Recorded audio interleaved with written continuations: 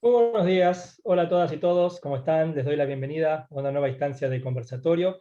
Es un placer formar parte hoy de este gran encuentro que vamos a compartir en el marco del 20 de junio, fecha en que conmemoramos el Día de nuestra Bandera y por supuesto el paso a la inmortalidad del general Manuel Belgrano, a un año de cumplirse el bicentenario de su fallecimiento.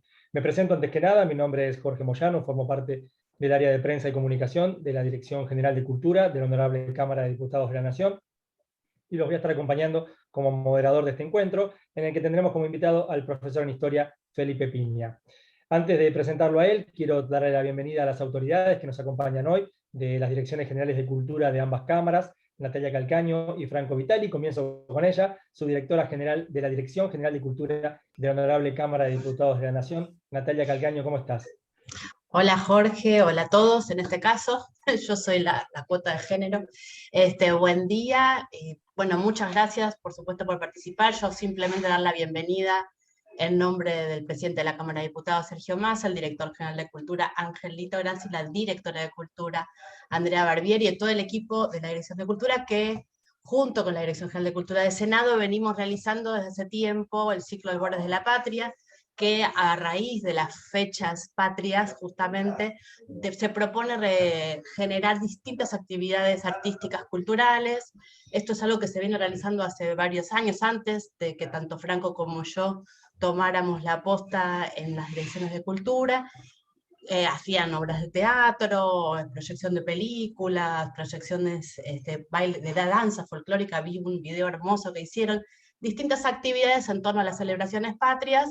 Bueno, llegamos nosotros, llegó la pandemia y decidimos continuar con este ciclo, aprovechando este mundo Zoom en el que estamos buceando ya hace más de un año, y nos pareció interesante generar este tipo de encuentros y de reflexiones, porque en este contexto en particular en que estamos viviendo justamente por la pandemia, queremos rescatar desde las áreas de cultura nuestro granito de arena en torno a la cultura de la solidaridad, la cultura del cuidado y de la unidad nacional. Entendemos que solo vamos a poder superar estos momentos difíciles que vivimos si fortalecemos la unidad como patria, como nación, para poder solo juntos salir adelante. Esto no es una salida individual, sino colectiva, y parte de reafirmar esta unidad nacional es poder hablar de nuestros orígenes, de nuestras raíces, poder reflexionar en torno a quiénes somos, y que eso nos dé orgullo y nos dé posibilidad de organizarnos. Así que agradecemos muchísimo la presencia de Felipe Piña y con muchísimas ganas de escucharlo. Muchas gracias. Gracias. Gracias, Natalia. Vamos a presentar a continuación a Franco Vitali, quien es director general de Cultura del Honorable Senado de la Nación. ¿Cómo está, Franco? Bienvenido. ¿Qué tal? ¿Cómo andan? Hola a todos. Hola, Nati. Hola, Jorge. Bueno, hola, Felipe. Un gusto, estoy muy contento de participar en esta charla y en reivindicar a Belgrano, ¿no? Una persona tan comprometida con su tiempo, tan protagonista de todo lo que pasó durante su vida, y desde un lugar tan importante, ¿no? Yo estuve en todas. Estuvo en las invasiones, peleó en las invasiones inglesas, fue protagonista en la Revolución, después en la Guerra de la Independencia, después en el Congreso Tucumán. Todos los debates en los que participó tuvo una postura propia muy marcada, discutió con gente sobre temas importantes, sobre educación popular, sobre proteccionismo, sobre modelos económicos, sobre centralismo, federalismo, hasta sobre género se puede hablar, se puede reflexionar hablando de Belgrano. Me parece que es uno de los personajes más interesantes para repensar hoy y poder, a través de la reflexión histórica, poder mejorar las vidas de los argentinos hoy, ¿no? Que también es uno de los objetivos cuando uno reflexiona y recuerda y usa la historia para algo que tenga sentido. Y además estoy contento en lo personal en participar con Felipe, porque bueno, yo también cuando era niño fui un estudiante de Pellegrini, así que desde aquella época lo tengo como profesor, así que bueno, ahora también participar de esto me gusta. Nada, yo preferiría que arranquemos y que charlemos, en todo caso hago preguntas, pero la verdad que hay tantos temas para hablar de Belgrano que por eso quiero escucharlo a Felipe, a ver qué escuchamos y qué preguntamos. Bueno, muy buenos días, muchas gracias por la invitación. La verdad que es un placer estar acá. Y para hablar de una persona tan querida, tan querible, tan empática, una persona que siempre estuvo atento a las necesidades ajenas, ¿no? Un muchacho que nació en Buenos Aires el 3 de junio de 1770, que estudió en el Colegio de San Carlos, como casi toda la generación de Mayo, digamos, y que estudió después en Salamanca y Valladolid, y ahí es muy interesante lo que pasa, porque evidentemente eran dos universidades dentro del esquema absolutista de poder español, pero que por fuera de las aulas se leía, se estudiaba a los pensadores de ese tiempo, porque Belgrano llega a España en 1789, o sea, en plena Revolución Francesa, y se nota muy interesado por esos textos, ¿no? Él, por sus buenas calificaciones, tiene un permiso papal, esto es una curiosidad interesante, un permiso papal para leer los libros prohibidos, los libros que estaban en el índex, ¿no? Con la salvedad de no poder leer libros pornográficos o de pronósticos astrológicos, así dice el documento. Belgrano le comenta a un amigo, no hay problema porque eso se consiguen en cualquier lado, ¿no? El problema era con los de Rousseau, Voltaire, Montesquieu y los demás. Y ahí es donde él comienza una doble cuestión de aprendizaje, el aprendizaje formal de su carrera, donde le da muchísima importancia a la economía, y las lecturas por fuera, digamos, de todos estos pensadores tan importantes, ¿no? Rousseau, Voltaire, Montesquieu, Adam Smith. Él se interesa mucho por la economía, por los fisiócratas, ¿no? Que era una corriente económica muy fuerte en aquel momento en Europa, que planteaba que la riqueza estaba fundamentalmente en el suelo, en los metales extractivos, en la agricultura, y a la vez le interesa mucho este libro de Adam Smith, ¿no? La riqueza de las naciones, que hace una verdadera revolución cuando plantea que la riqueza de una nación está en el trabajo, ¿no? La capacidad de transformar esa materia prima. Así que él va a hacer una especie de mix en todo esto, y en esas circunstancias de haberse recibido de abogado, estudiar economía, es designado para ocupar un cargo en el Consulado de Buenos Aires, donde comienza una nueva etapa realmente muy intensa y muy rica de la vida de Belgrano, que para mí a veces pasa un poco desapercibida, pero que es fundamental, porque son nada más y nada menos que 16 años en un cargo del virreinato, yendo a contramano del pensamiento virreinal y planteando ahí sus ideas, como decía Franco, tremendamente evolucionadas, ¿no? Ahí vamos a ver un muestrario extraordinario del pensamiento belgraniano en esos años, ¿no? No sé si alguien quiere hacer alguna pregunta.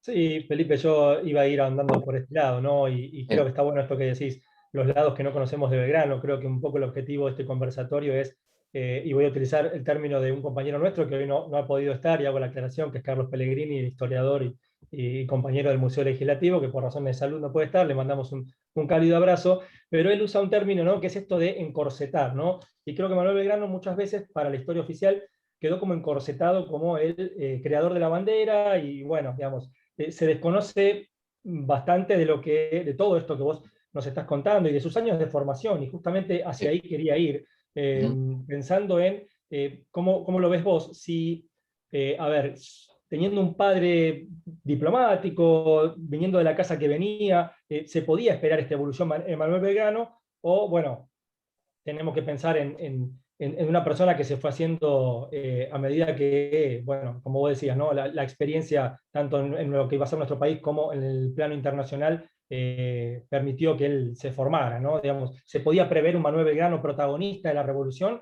o es algo que se fue gestando muy lentamente? Yo creo que se fue gestando, y fíjate que las circunstancias son muy raras, ¿no? Porque él, estando en España estudiando, a su padre lo acusan de corrupción, de un negociado en la aduana, de la cual el padre era inocente, pero bueno, era difícil demostrar todo esto, y él tiene que atender esta cuestión, ¿no? De defender al padre, de probar su inocencia. La familia la pasa muy mal, entre tanto, es embargada la familia Belgrano, bueno, una situación muy dramática, muchísimos hijos, ¿no? Tenía esta familia, y en esa actividad de defensa del padre, lo ven en la corte una persona muy activa, muy eficiente, y lo terminan nombrando el secretario del consulado por esta capacidad que él demuestra, ¿no? Esta calidad intelectual, en una circunstancia adversa como esa, por suerte logra la absolución de su padre en medio de todo esto, le resulta tan interesante a los personajes un poco más progresistas del reino de Carlos IV, donde había algunos ilustrados dando vuelta por ahí, que lo nombran a Belgrano antes de crear el consulado, ¿no? Para evitar que haya un lobby local y que lo desplacen. Y entonces Belgrano viene con esa situación tan particular de nombramiento y con toda esta riqueza intelectual que adquirió en España. Viene como corresponsal también de un medio español, de un medio económico español, así que es nuestro primer periodista, sin ninguna duda. Y acá comienza esta labor tan fecunda de secretario del consulado, donde él viene realmente con ideas innovadoras a querer cambiar la situación del virreinato, cosa que le va a resultar imposible, pero va a dejar en esas memorias, entre las obligaciones que tenía como secretario del consulado estaban las memorias, va a dejar establecido un programa de gobierno para un país que todavía no existía, extraordinario, donde él habla ahí de la agricultura, el fomento de la agricultura, el fomento de la industria, ¿no? Él dice, los países civilizados se cuidan de no exportar materia prima sin antes transformarla localmente, ¿no? O sea, no exportemos cuero, exportemos zapatos.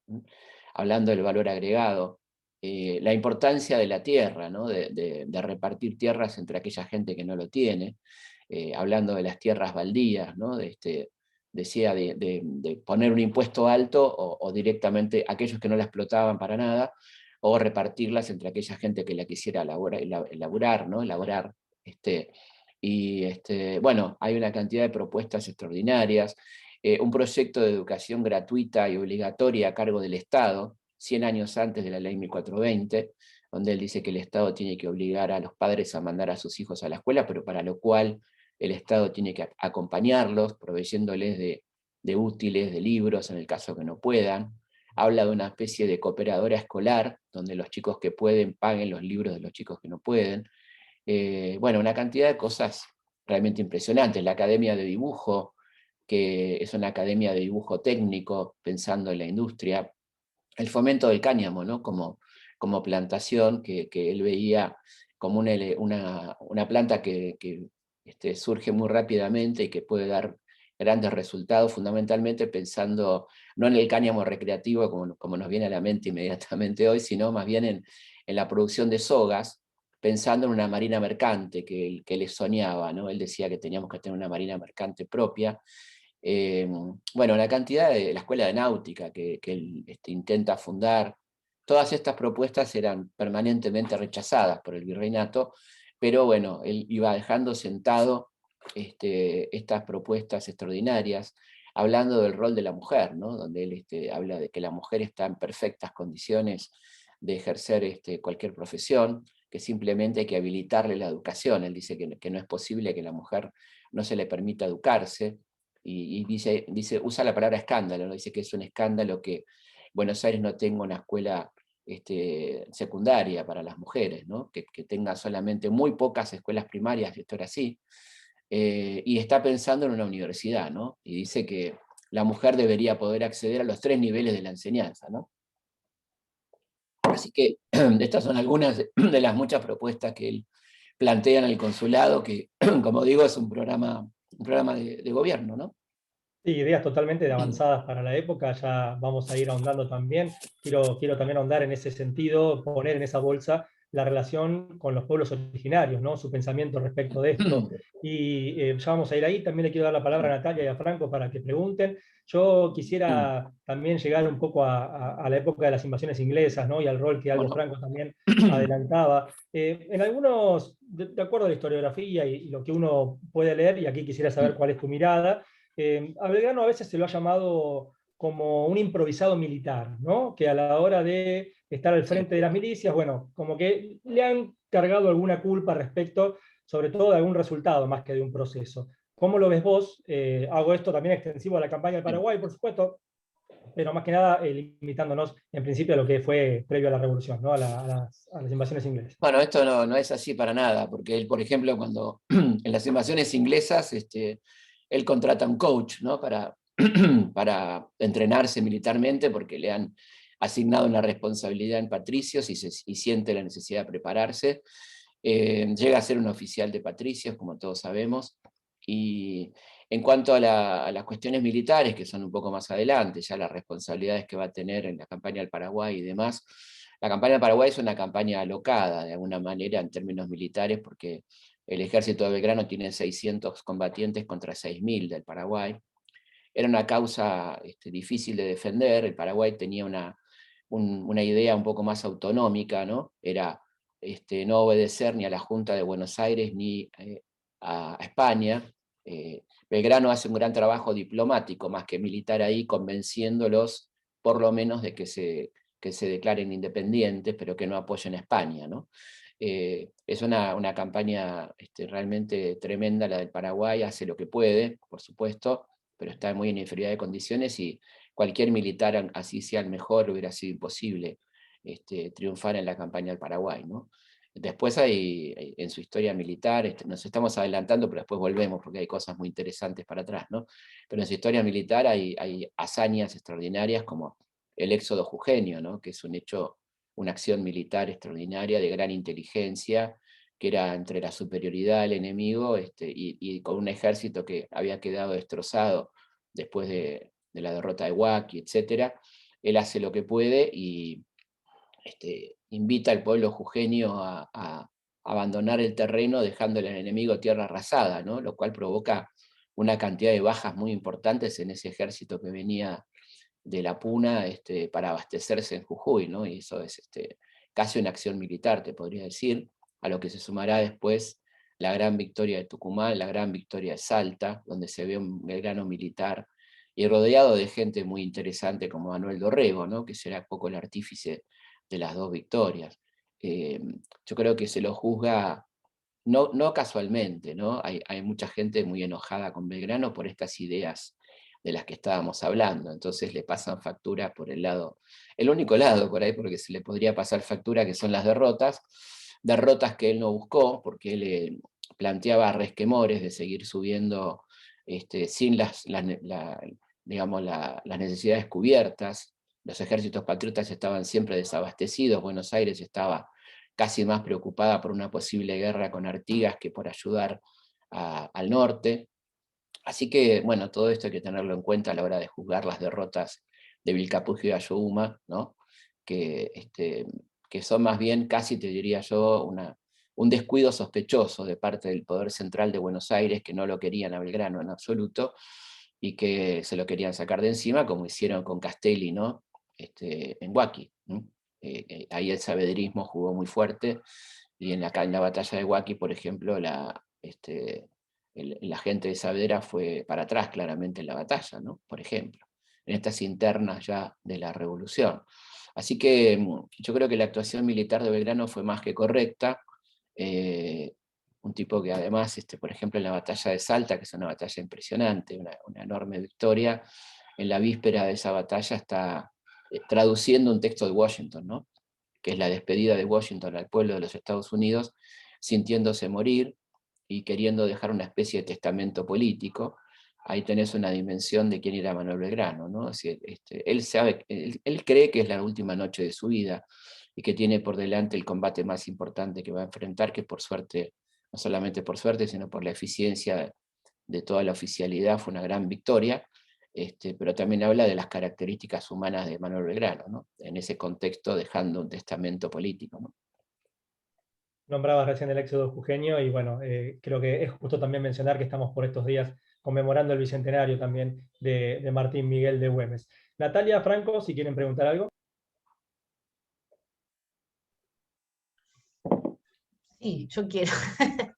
Fran seguro también no, pero no, yo pensaba que como escuchándote y también esto que planteábamos respecto a Belgrano y esa figura un poco encorsetada o abajo, como medio escondida debajo de la bandera, y vos decías los que estaban enojados con él le achacan las derrotas militares. Si eso, ese lugar de que también mencionabas la figura empática que es Belgrano, como es un querido revolucionario para todos nosotros, si no hay como una cosmovisión, una mirada, porque lo que vos planteas no tiene propuesta militar, institucional, política, económica, de inclusión de las minorías. Me parece como una mirada de nación, que es lo que es un proceso que va a llevar mucho tiempo en la construcción, si no es diferente a la, por ejemplo, a la generación del 80, Sarmiento, que vuelca para otro, si no hay ahí también una tensión por la cual le tenemos que achacar algunas cosas o encorsetarlo en algunos lugares, y hay un pensamiento a rescatar que también incomoda, o sea, que genera mucha afectividad en algunos sectores, pero que a la vez también es lo que incomoda, lo que se intenta ocultar, porque creo que, por lo menos a mí es lo que me resulta, no sé, pregunto, si no es lo más rescatable y lo más interesante, esa cosa como innovadora, como que está adelante a la hora de proponer una estructura económica soberana, que no está en relación de dependencia, todas cosas que después nos sucedieron a América Latina para otro lado, ¿no? Entonces, si es esto, ¿te parece razonable o no? Sí, no, por supuesto que sí. El proyecto belgraniano es un proyecto de cambio disruptivo completamente, ¿no? Es un proyecto que va en un sentido bastante distinto al que va a proponer la generación del 80.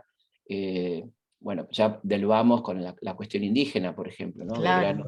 Belgrano es un gran indigenista, un sincero indigenista, además, un hombre que hace mucho por el derecho indígena, por la propuesta del rey Inca, ¿no? En el Congreso de Tucumán, que no es cualquier Inca, es el hermano de Tupac Amaru, ¿no?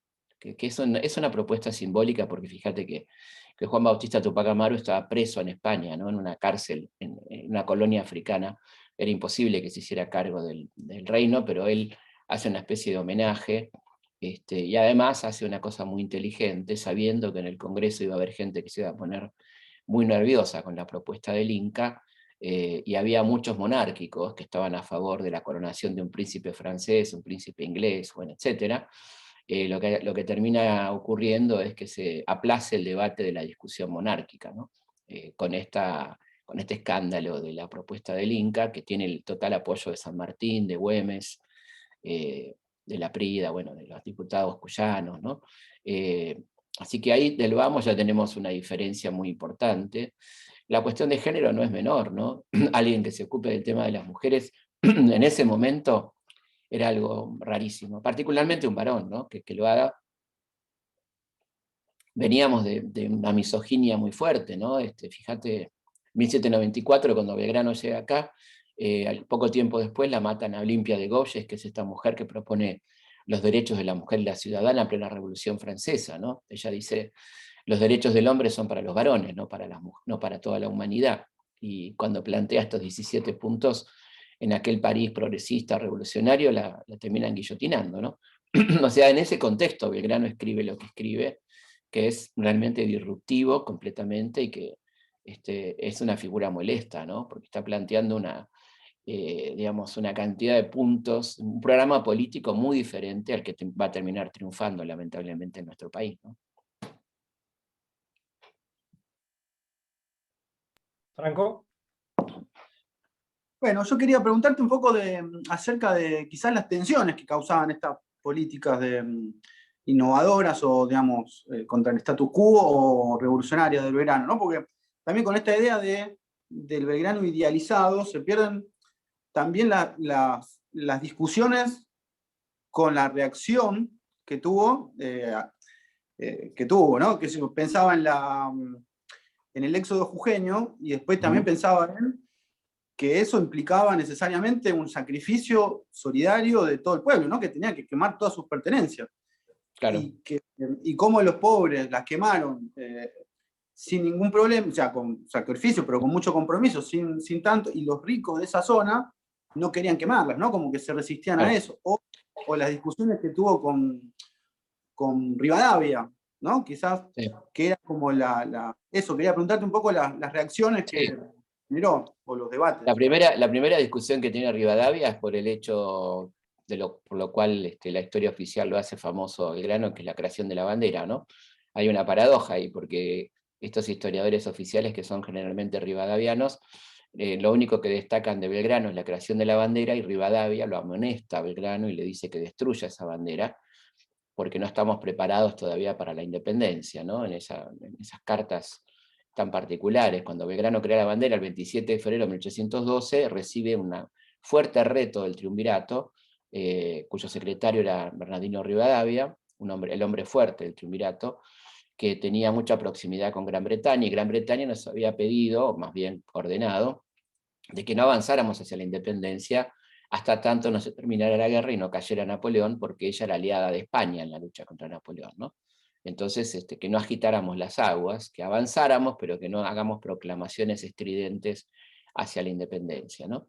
Belgrano, que sí quería hacerlas, crea la bandera, y esto le trae entonces un reproche muy fuerte de parte de Rivadavia, una amenaza de sanción, y Belgrano le dice que va a destruir la bandera, que no sea problema, cosa que afortunadamente no hace, pero es castigado y enviado entonces como castigo al ejército del norte, ¿no? Hacerse cargo de ese ejército que estaba en ruinas, y ahí es donde comienza entonces la tarea titánica del éxodo jujeño, que, bueno, como bien decías, hay dos sectores muy diferenciados: la mayoría de la población que acata y que patrióticamente emprende el éxodo, y otros que estaban ya negociando con el enemigo, porque tenían intereses en el Alto Perú o en el propio Perú, y por lo tanto no querían perderse ese negocio, ¿no? Y a eso Belgrano lo fusila, ¿no? Hay fusilados del éxodo porque era una acción que había que cumplirla de todas maneras a rajatabla, ¿no? Son pocos, pero bueno, la mayoría no lo hizo por coerción, sino por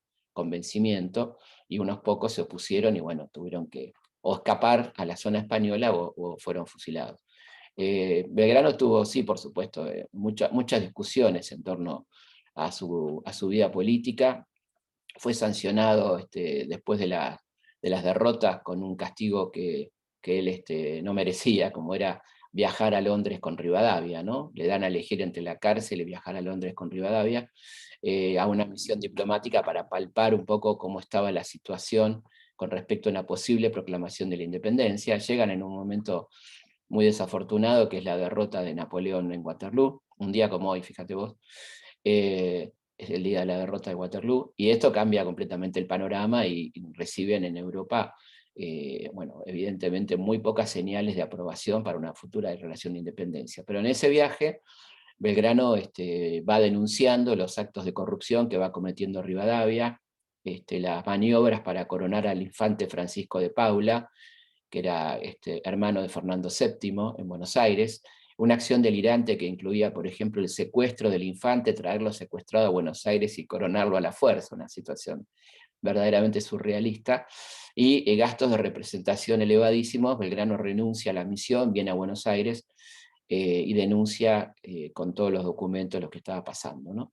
Y de ahí, bueno, va directamente a Tucumán a informar al Congreso la situación, y se produce esa sesión tan interesante donde Belgrano dice: en Europa está todo monarquizado, efectivamente, difícilmente se va a aceptar un modelo de gobierno que no sea la monarquía constitucional, pero no tenemos por qué coronar a un príncipe europeo, pensemos en uno de los nuestros. Y ahí viene el célebre debate del Inca, ¿no? que es tan interesante, que habla de un Belgrano plantado en otro lugar, con una mirada claramente diferente, ¿no?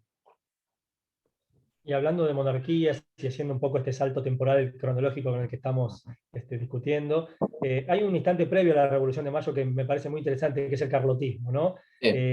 ¿Lo ves como una, si se permite el término, una jugada muy interesante por parte de Belgrano, dado el contexto respecto de, bueno, en definitiva, instaurar una monarquía constitucional? Bueno, no sé cómo lo ves. Sí, sí, fue un momento muy interesante de Belgrano y Castelli, dos grandes juristas además, ¿no? No solamente abogados, sino juristas, que ven con la llegada de la monarquía portuguesa a Brasil una gran oportunidad de hacer una maniobra política, ¿no? La infanta Carlota Joaquina, hermana de Fernando VII, dice tener aspiraciones sobre Río de la Plata. Ellos fomentan esas aspiraciones diciendo que se puede establecer una monarquía constitucional, elaboran una constitución, yo diría, libérrima, realmente muy, muy moderna, tremendamente moderna, y cuando Joaquina ve la constitución, por supuesto renuncia al proyecto, ¿no? Directamente entiende de que se trata de una locura, de que no va a ser parte de eso, que ella quiere, sí, gobernar, pero como una monarca absoluta y no como una reina constitucional, con semejante constitución, que era una constitución que hablaba de que los los diputados duraban meses en el cargo, que eran permanentemente revisados, un manejo del presupuesto de acuerdo a las necesidades del pueblo, bueno, una constitución maravillosa que a la infanta la asusta, y que constituye también esta cuestión de ponerse a pensar en algo diferente que el virreinato o que la monarquía absoluta que estaba planteando España en ese momento. No casualmente los carlotistas van a ser después de los primeros en promover la revolución. Ahí tenemos a Castelli y lo tenemos a Belgrano, estos primos, amigos que fueron tan importantes en el proceso revolucionario de Mayo. Como había sido también las invasiones, un momento interesante, un momento de conformación de estas milicias populares que a la vez eran centros de discusión política, las milicias donde participaba toda la población masculina, esclavos, no esclavos, libres, libertos, gente de todas las condiciones sociales, eran ámbitos de discusión, y bueno, fue muy importante para empezar a discutir y avanzar hacia algo diferente que el virreinato, que quedó tremendamente desprestigiado, con la huida del virrey Sobremonte, con el abandono de la capital, con que la gente se tuvo que defender como pudo, y la conformación de estas milicias van a ser muy importantes para el proceso revolucionario posterior. Sí, bueno, y hacia ahí llegamos precisamente, ¿no? Digo, son todas imágenes que estamos viendo de Belgrano, ¿no? Un Belgrano que creo llega fortalecido a la Revolución de Mayo, ¿no? Llega Sí. como uno de los referentes, indudablemente. Sí, claramente, y el hombre que propone a Moreno, El hombre que propone a Moreno, un tapado, podríamos decir, una persona de un perfil bajo hasta ese momento, que lo propone como secretario de Guerra y Gobierno, y que tiene la humildad, siendo Belgrano una persona de más formación, de más tiempo en la administración pública y demás, de declararse morenista, él se declara seguidor de Mariano Moreno. Y Belgrano tiene un rol muy importante en la articulación jurídica de lo que va a ser la revolución, con una estrategia muy interesante.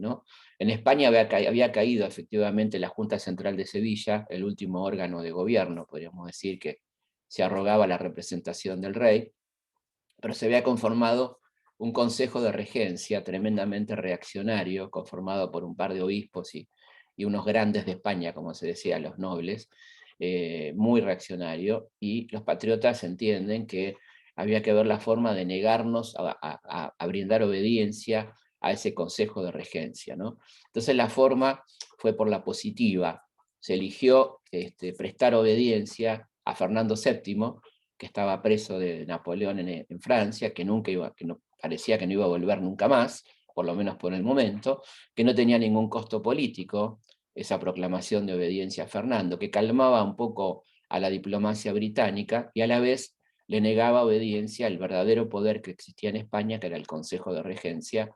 Así que ahí hay toda una operación jurídica de la cual son autores Belgrano y Castelli, de ese armado jurídico de la Revolución y esa proclamación de obediencia a nuestro bien amado señor Fernando VII. Por supuesto,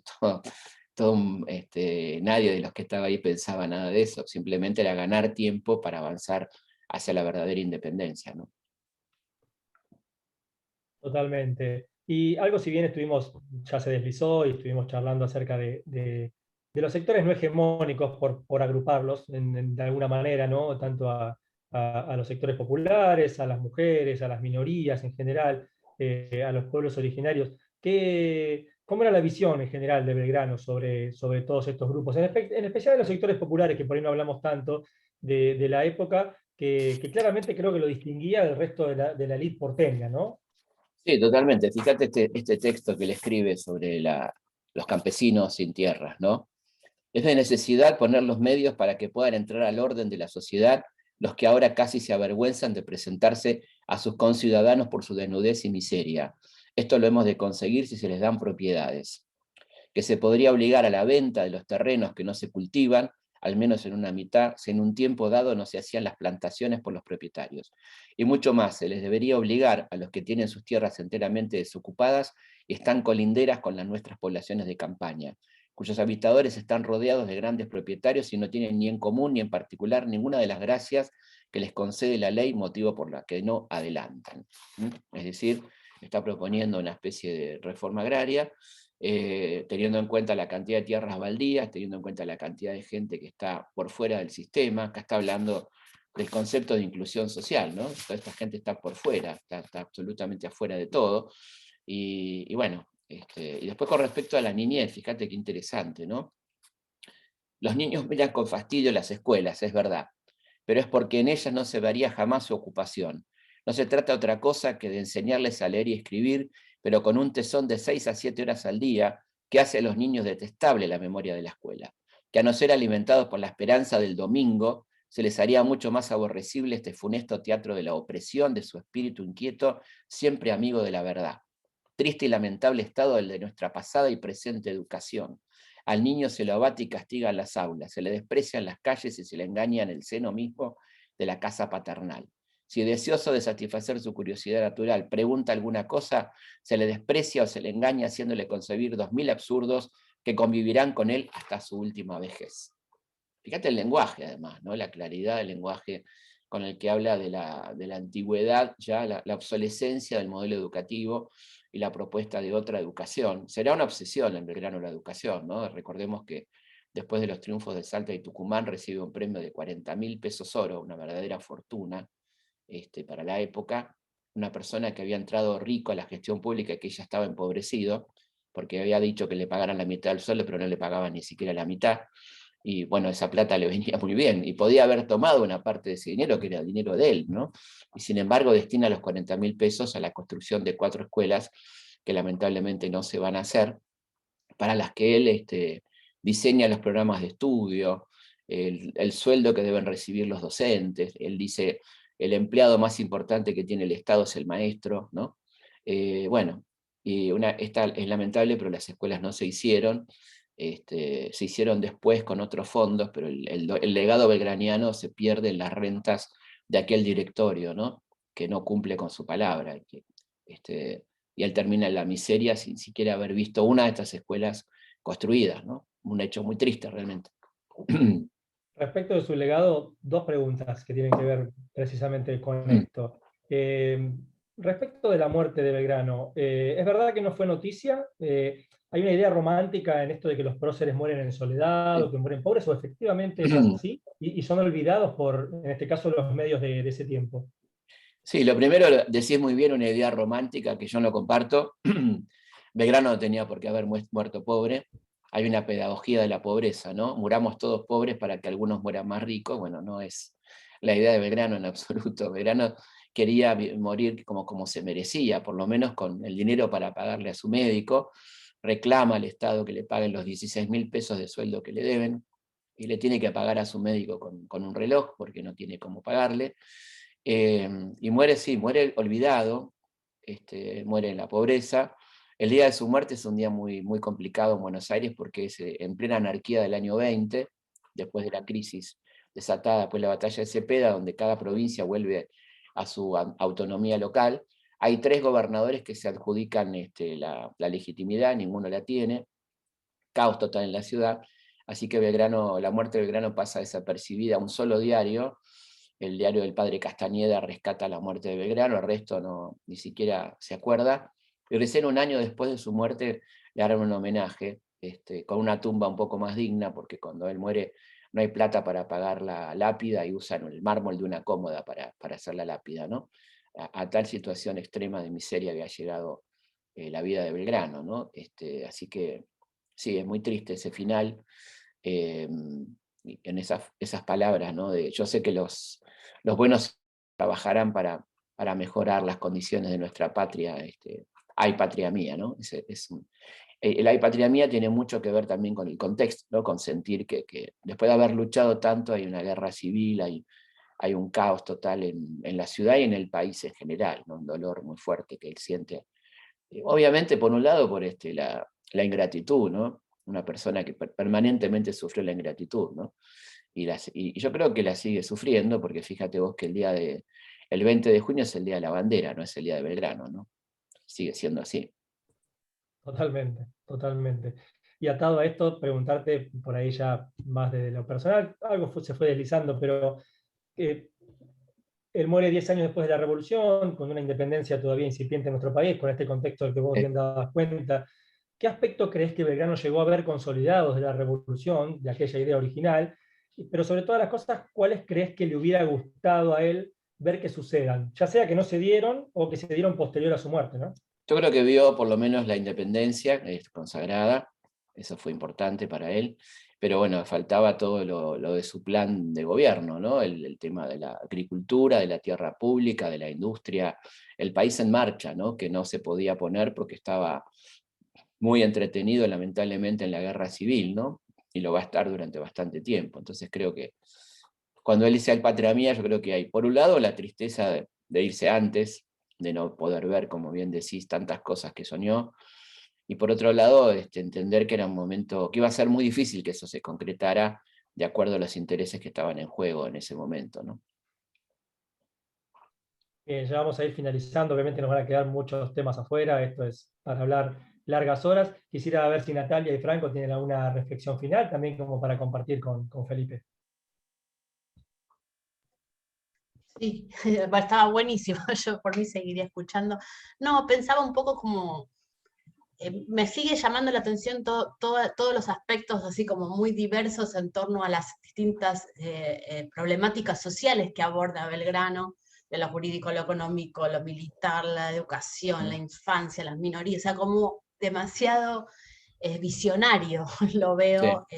en ese momento, y un poco me parece que se puede encontrar un eje común y como una reflexión para pensar, es esta idea de la igualdad, o sea, cómo los derechos se igualan y que hay una necesidad de un Estado que tiene que intervenir, que tiene que distribuir, que tiene que organizar los recursos para poder lograr de verdad una igualdad en las infancias, con los pobres, los pueblos originarios, con las mujeres, con las colonias que pasen a ser patrias, digamos, que sean naciones iguales.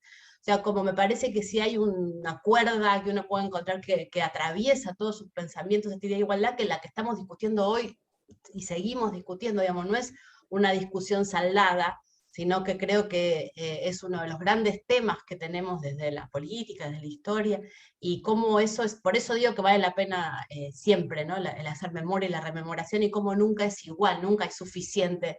Ya hicimos, bueno, basta hablar de Belgrano, quiero decir, es como hay algo ahí que me parece que es rescatable y que en este contexto, rescatar esto como sociedad, como organización y con un Estado organizando esa vida en común que nos permita llegar a mejores niveles de igualdad. No sé, ¿qué les parece? Sí, sí, Natalia, completamente. Creo que esa era la idea de Belgrano y nunca tenemos que decir basta de hablar de Belgrano porque nunca va a alcanzar, porque la verdad que su obra es tan monumental, ¿no?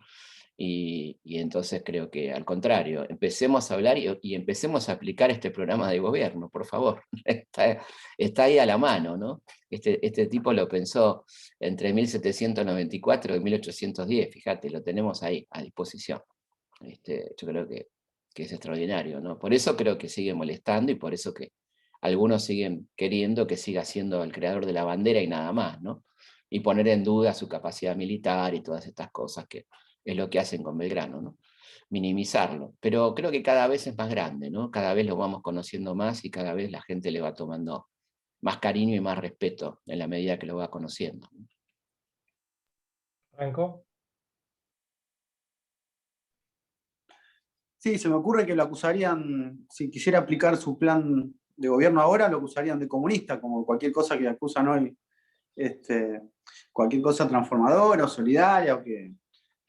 Nada, me queda como esa idea, ¿no? Esa cosa de cómo en los momentos difíciles, así como son las guerras, como son las grandes transformaciones, como ahora puede ser una pandemia, o sea, situaciones extraordinarias que requieren lucidez, requieren sacrificios y ese tipo de cuestiones extraordinarias, como siempre, siempre los que terminan poniendo el hombro son los que menos tienen y siempre los sectores beneficiados, digamos, los sectores acomodados siempre son los que ponen palos en la rueda, siempre denuncian su persecución cuando nunca terminan pobres, siempre terminan más ricos, siempre se benefician más que antes, ¿no? Como me queda como esa idea y también con el mensaje de seguir el legado de Belgrano, que más allá de lo propiamente, digamos, de lo que concretamente es el legado también es comprometerse con las causas, ¿no? Comprometerse con transformar la realidad y que después de nuestra acción, después de que pasemos por esta vida, haya quedado algo mejor, ¿no? Algo mejor para los que menos tienen, algo transformador en el sentido el sentido redistributivo, de justicia. Totalmente. Él decía, hablaba de la gente que vos mencionabas como los partidarios de sí mismos, ¿no? Que es una frase extraordinaria, ¿no?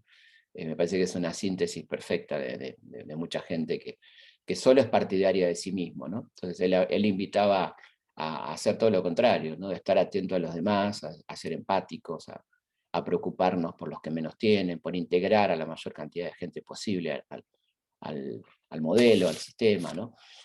Así que a mí siempre me impactó mucho esa frase, partidarios de sí mismos, ¿no?